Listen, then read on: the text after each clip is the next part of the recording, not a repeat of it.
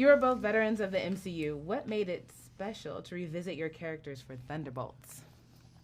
I mean, it's, it's an extraordinary opportunity to play a character. We both played these characters in Black Widow, and we developed this relationship, and we planted these seeds, and then you never know, like, what's going to happen in the future, what Kevin Feige and Lou Esposito have in mind for the future of whatever. So it's just an incredible privilege and opportunity to be asked back and to do this again. And I think we went in, both of us, kind of guns a-blazing, trying to mine this relationship as deeply as we possibly could and to pay off all of the things we set up and to plant seeds for the future of who these people are and how they can affect each other going forward and how they can need each other going forward.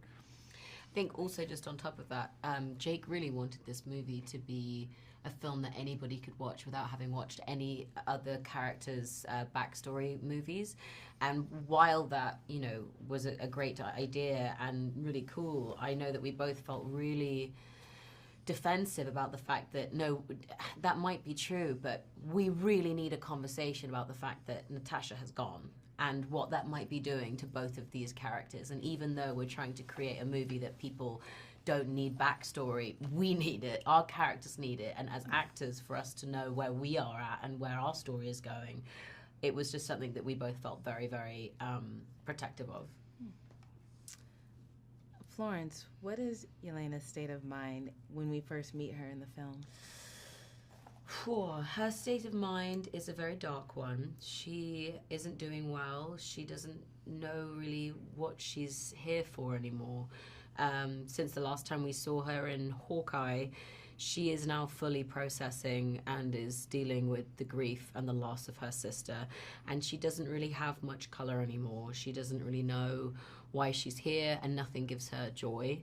And we kind of see her asking those questions to her dad. After a year of not seeing each other, we see her really trying to fumble and figure out how she can make herself want to wake up in the morning. And it's something that we watch and we all can recognize as someone that needs help. And it's through the movie and through her opening up and her being there for people that she actually begins to feel that love for life again. David, tell us what's happening with Alexei now that some time has passed. From the events of Black Widow, he's sort of on an upswing at the end of that movie, and he is not on an upswing now. He's not in a good place. He has a limo business, which is not thriving. He thought he would come to Washington, D.C., and literally be embraced by the American government as perhaps the next savior of America, and it didn't turn out that way. He's living in a studio apartment with a crappy limo business, barely making ends meet, not talking to his daughter. Though. What? It's a great smoke machine for the real thing. No, he not even talking to his daughter because he is unable to process the guilt around Natasha's death. He's unable to process what it means to be a dad to her or what he has to offer her. I think he's lying to himself in many different ways and desperately clinging to some former glory. And so that's where we find him. And it's a great place to start because it means that he has a tremendous journey to go on should he choose to accept it. And luckily in this movie he does.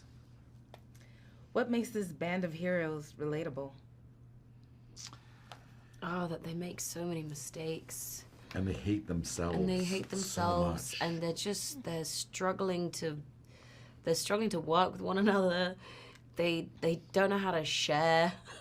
They don't know how to. They don't know how to ask for help. They don't know how to ask for. They also are just like they're so used to being such lone wolves that they don't know how to even communicate or how to have any etiquette. And I think there's something quite wonderful and charming about watching all of those. What's the word? Attributes. Yeah. Together. Yeah. My brain. No, it's great attributes. Yeah. You were like, what's the word? I was like, misfits? Yeah, like, there you go. Crazy people. Yeah. Yeah. Watch them try to team up because they do team up despite their willful trying not to, and their willful need to believe that they are unlovable, unforgivable, unworkable in this world, they do wind up coming together. What was your experience working with director Jake Schreier? What is his style? Oh, it was amazing working with Jake. He, all of the things that we've said that we loved about making this movie, it was him that really argued for it and defended the themes of this movie. So it just was a huge honor to be able to do a Marvel movie in this way.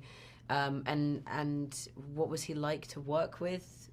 He's such a supporter. He really believes in every single person that he hires, and he just thought that we were all great. That's what was so brilliant, was like when we'd go on set and he would ask us to do something ridiculous, because sometimes you do have to be asked to do ridiculous things on sets like these.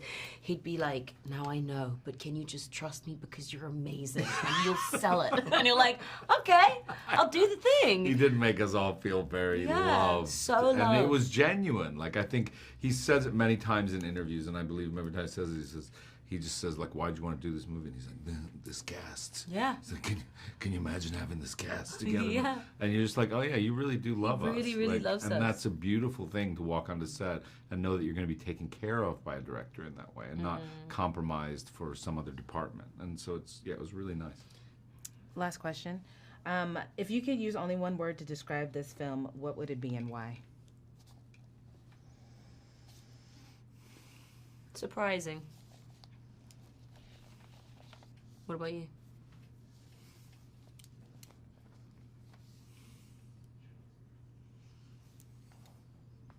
The word that comes to mind is like sweet. Surprisingly sweet. Florence Pugh, ladies and gentlemen. I mean, we're going to end on that. Thank you.